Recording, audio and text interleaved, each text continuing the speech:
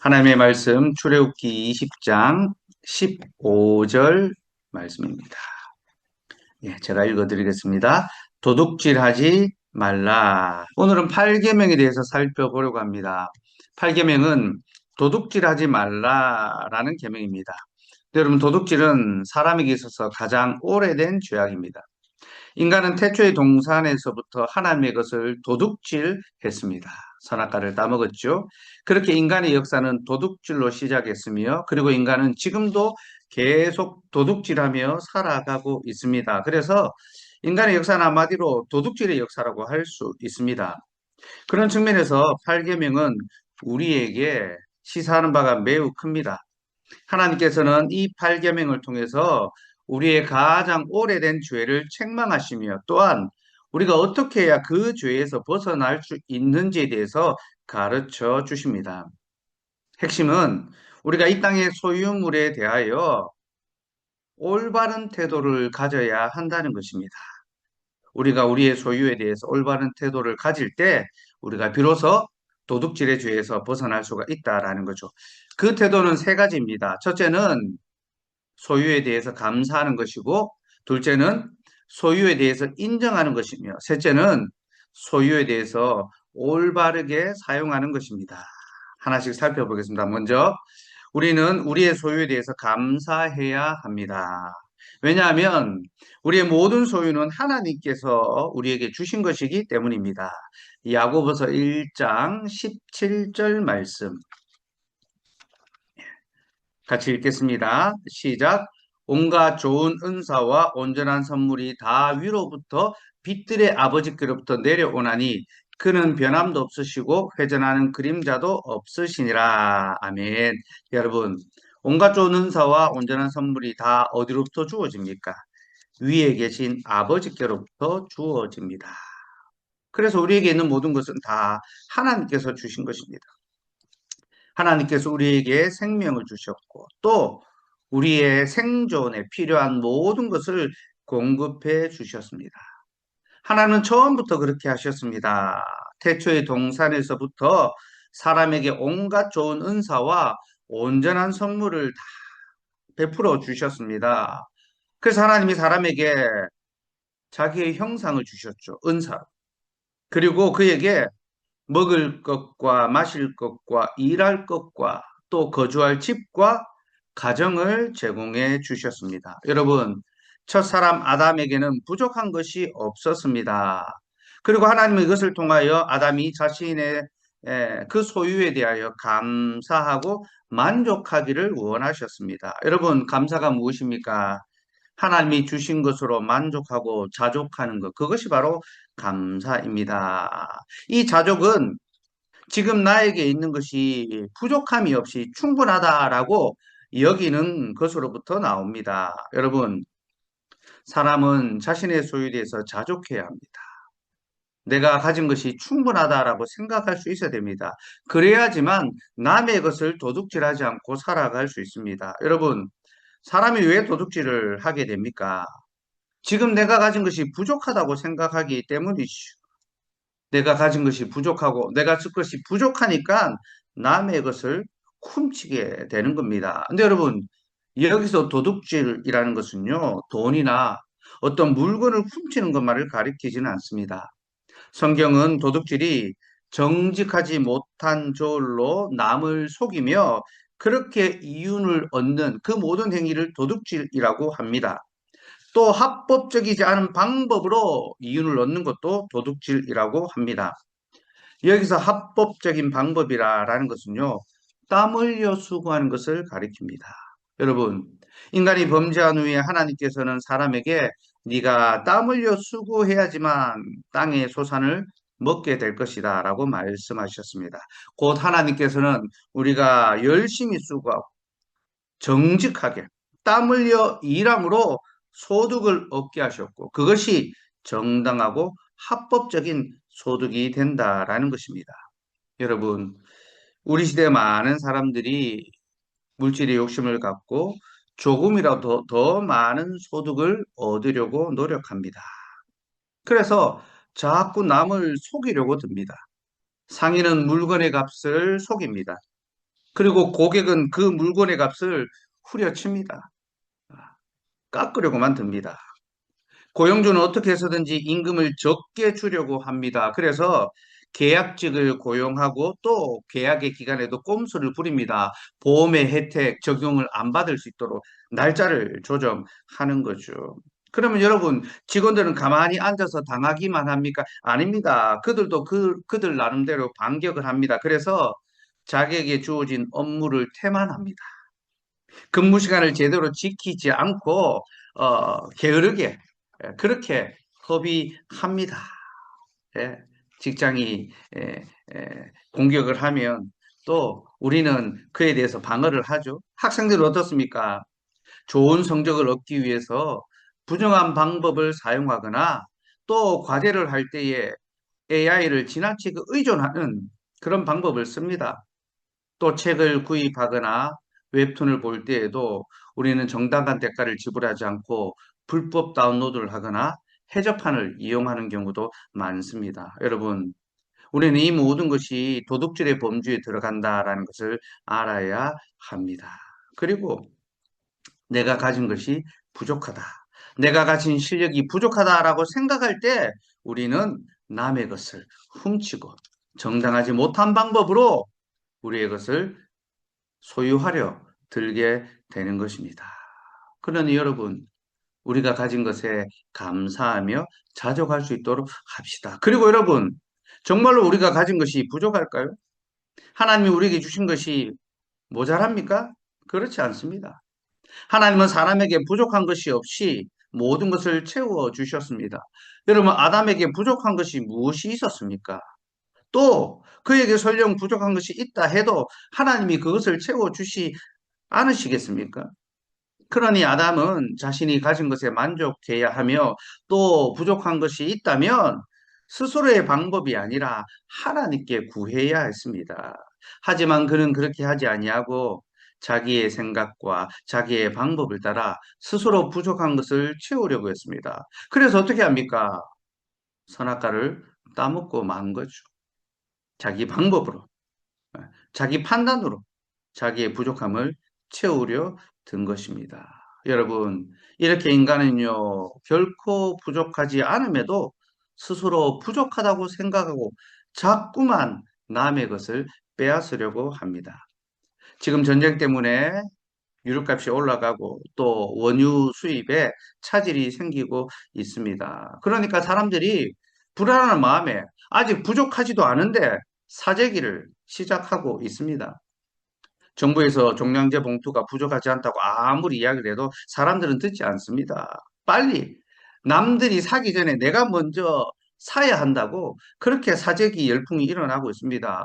그래서 그 결과가 무엇입니까? 진짜로 공급이 부족하게 되는 겁니다. 몇 달치 분량이 다 준비돼 있어도 너도 나도 사재면요. 당장 오늘 쓸 것도 부족하게 되는 거죠. 여러분, 우리는 이러한 것도 다 도둑질의 그 범주에 들어간다는 것을 알아야 합니다. 그리고 이러한 것으로부터 자유할 수 있는 것, 또 이러한 마음을 이길 수 있는 것은요, 내가 가지고 있는 것이 결코 부족하지 않으며 충분하다. 또 부족한 것이 있다 하더라도 하나님께서 채워 주실 것이다라고 믿는 그 신뢰가 우리에게 필요합니다. 그러니 하나님 주신 것에 만족하고 자족하고 감사하며 살아갑시다. 둘째로 우리는 소유를 인정해야 합니다. 여기서 인정한다라는 것은요, 자신의 소유를 인정하는 것과 함께 타인의 소유도 인정하는 것을 가리킵니다. 여러분, 사람이 도둑질을 하게 되는 또 하나의 이유는요, 내가 가진 것보다 남이 가진 것이 더 좋아 보이기 때문입니다. 나한테는 없는 것을 저 사람은 가지고 있네? 내가 가지고 있는 것보다 저 사람이 가진 것이 더 좋네? 좋아 보이는 거죠. 그래서 그것을 가로채려고 하고 아니면 내가 갖지 못하면 남도 가지지 못하게 만듭니다. 여러분, 우리 아이들이 놀 때 보면요. 자기 장난감이 충분한데도 괜히 남의 것을 빼앗으려고 합니다. 뭐 별다른 이유도 없습니다. 나는 관심도 없었는데 동생이 가지고 놀면 괜히 옆에 와서 빼앗아 버리거나 흐트러뜨려 버립니다. 네. 그게 우리의 인간적인 본성이죠. 예, 여러분, 우리 안에는요, 서로의 소유를 인정하지 않으려는 그런 습성이 있습니다. 남의 것을 존중하지 않습니다. 여러분, 하나님께서 나에게 필요한 것을 주셨을 때 우리는 그것을 인정하고 받아들여야 합니다. 그리고 또한 하나님께서 상대에게도, 다른 사람에게도 그 필요한 것을 주셨다는 것을 알고 인정하고 그를 존중해 주어야 합니다. 그게 하나님 앞에서 우리의 소유를 또 바르게 이해하는 그런 자세가 됩니다. 그리고 이 인정은요, 그 사람을 향한 인정이 아니라 하나님을 향한 인정입니다. 왜 그렇습니까? 하나님께서 그에게 그것을 주셨기 때문이죠. 여러분, 하나님께서는요, 우리에게 필요한 것을 주시되 나에게 필요한 것과 남에게 필요한 그 소유를 구별해 주셨습니다. 그래서 서로의 소유를 인정하는 것은 하나님의 소유를 인정하는 것으로 연결됩니다. 여러분, 인간이 선악과를 따먹은 것은요, 하나님의 소유를 인정하지 않은 바로 거기서부터 시작했습니다. 하나님께서는 사람의 소유와 자신의 소유를 구별해 주셨습니다. 그리고 사람이 자신의 소유를 인정하듯이 하나님의 소유도 인정하기를 원하셨습니다. 그러나 사람은 하나님의 소유를 인정하지 않았습니다. 그래서 그 손을 들어 하나님의 것을 훔쳐 먹고 말았죠. 사는 여러분, 우리는 서로의 소유를 인정할 수 있어야 합니다. 내가 가진 것만큼 남이 가진 것도 인정해야 되고, 내가 가진 것보다 남이 가진 것이 더 좋아 보이고 더 많다 하더라도 우리는 그것을 인정하고 존중해야 합니다. 왜냐하면 그것은 하나님이 주신 것이고 하나님의 소유이기 때문입니다. 그렇게 서로의 소유를 인정할 때 우리는 서로의 것을 훔치지 않을 수가 있습니다. 셋째로, 우리는 우리의 소유를 올바르게 사용할 수 있어야 합니다. 대리문답에서는요, 8계명을 적용하면서 이렇게 설명합니다. 우리는 다른 사람들의 부와 재산을 보존하고 증진시켜야 하며 우리의 능력과 소유를 다른 사람들의 필요에 따라 아낌없이 내어주며 빌려주어야 한다. 여러분, 왜 우리의 소유를 다른 사람의 필요에 따라 아낌없이 내어주고 빌려주고 나누어 주어야 할까요? 이것이 우리의 소유가 아니기 때문입니다. 무슨 말입니까? 우리의 소유는 다 하나님으로부터 말미암은 것이라고 했습니다. 그러니 우리의 소유는 우리의 것이 아니라 하나님의 것이지요. 예. 우리는 다만 그 소유의 청지기일 따름입니다. 그러니 우리는 우리의 뜻이 아니라 주인의 뜻을 따라 우리의 소유를 사용할 수 있어야 하는 거죠. 그 주인의 뜻이 무엇입니까? 우리의 소유로 가난하고 연약한 자들을 돌아보는 것입니다. 그래서 우리가 가진 이 소유를 우리의 것이 아니라 하나님의 그 소유일 때 우리는 비로소 가난하고 약한 자들을 돌아볼 수 있으며, 반대로 우리의 소유를 우리의 것으로 여길 때 우리는 절대로 나누어 줄 수가 없습니다. 예수님께 한 부자 청년이 찾아왔습니다. 그는 영생을 얻기를 원하며 계명의 말씀을 다 지켰습니다. 근데 예수님께서 그에게 네가 가진 것을 팔아 가난한 자들에게 나누어 주고 너는 나를 따르라고 말씀하셨습니다. 그러자 그가 어떻게 하십니까? 그는 가진 것이 많아 고개를 흔들며 돌아갔습니다. 여러분, 왜 그 사람이 자신의 것을 나누어 주지 못했을까요? 이는 그 소유가 하나님의 것이 아니라 자신의 것이라고 생각했기 때문입니다. 하나님이 그를 부욕해 주셨지만 그는 그 물질의 청지기가 되는 것이 아니라 주인이 되려고 했습니다. 그래서 그는 자신의 것을 나눌 수 없습니다. 그리고 이 모습을 통하여 우리는 그가 하나님의 청지기가 아니라 도둑놈이었다는 것을 알게 됩니다. 여러분, 많은 사람들이 말씀에 있어서는 하나님의 주권을 인정합니다. 나는 말씀의 원리를 따라 살고 순종하며 살아가기를 소망합니다. 하지만 자신의 소유에 있어서는 하나님의 주권을 부인합니다. 이것은 내 것이고 이 자녀는 내 자녀며 이 소득은 내가 수고하여 얻은 것이라고 내 것이라고 생각합니다. 그래서 나누고 베풀고 섬기는 일에는 인색해지는 거죠. 여러분, 이것이 바로 우리의 타고난 습성이며 우리는 그렇게 다 도둑놈들입니다. 여러분, 우리는 도둑놈들의 아들들로 태어나서 도둑놈으로 살아가고 있습니다.